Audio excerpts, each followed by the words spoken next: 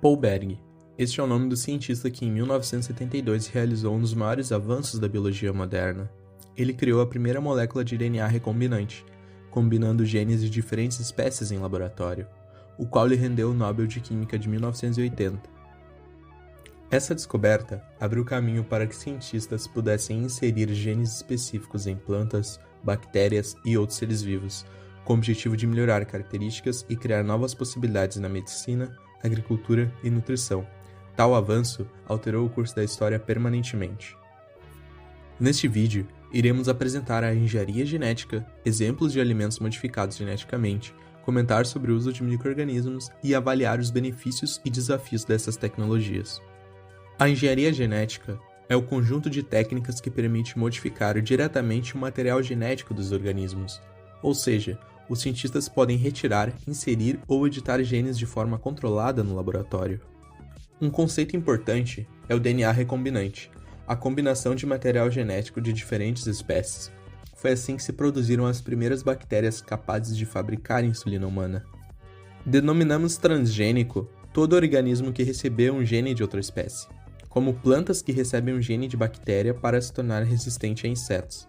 Vale lembrar que nem todo organismo geneticamente modificado é transgênico. Alguns passam apenas por pequenas edições em seus próprios genes, usando técnicas como CRISPR-Cas9, funcionando como uma tesoura molecular para cortar e modificar regiões específicas do DNA, descoberta que premiou a francesa Emmanuelle Charpentier e a americana Jennifer Doudna, com o Nobel de Química de 2020. Essas tecnologias são aplicadas principalmente em plantas e micro-organismos. O primeiro alimento transgênico aprovado para consumo foi o tomate Flavor Savor, criado em 1994. Sua vantagem era o amadurecimento mais lento após a colheita. Depois vieram plantas mais resistentes e nutritivas. Um exemplo muito conhecido é o milho BT, que contém um gene da bactéria Bacillus thuringiensis. Esse gene faz a planta produzir uma proteína tóxica apenas para algumas lagartas, dispensando muitos inseticidas químicos. Outro exemplo importante é o arroz dourado, modificado para produzir beta-caroteno, precursor da vitamina A, ajudando a combater deficiências nutricionais. Além das plantas, micro-organismos geneticamente modificados são amplamente usados na indústria alimentar. Bactérias e fungos modificados podem produzir vitaminas, aminoácidos essenciais e enzimas importantes, como a quimosina, usada para fabricar queijos. Existem também pesquisas em andamento sobre o uso de fungos comestíveis modificados e proteínas microbianas como fontes de alternativas de alimentação, o que pode tornar a produção de proteínas mais sustentável no futuro. Neste contexto, conseguimos com que a engenharia genética proporcionasse benefícios como o aumento da produtividade agrícola, a redução do uso de agrotóxicos, o aumento do valor nutricional dos alimentos e a criação de novas fontes de nutrientes com micro-organismos. Por outro lado, existem questionamentos importantes e impactos ambientais a serem considerados. Um desses impactos é a contaminação genética de plantas nativas por transgênicos, isto é, a transferência não intencional de genes de plantas transgênicas para plantas nativas, resultando em alterações no material genético da flora nativa. Esta transferência pode ocorrer por polinização cruzada, onde o pólen de plantas transgênicas fecunda plantas nativas, ou por contato direto entre as plantas. O resultado? Perda da biodiversidade dos ecossistemas, criação de superpragas e a contaminação de lavouras convencionais, afetando a produção agrícola e a sustentabilidade do meio ambiente.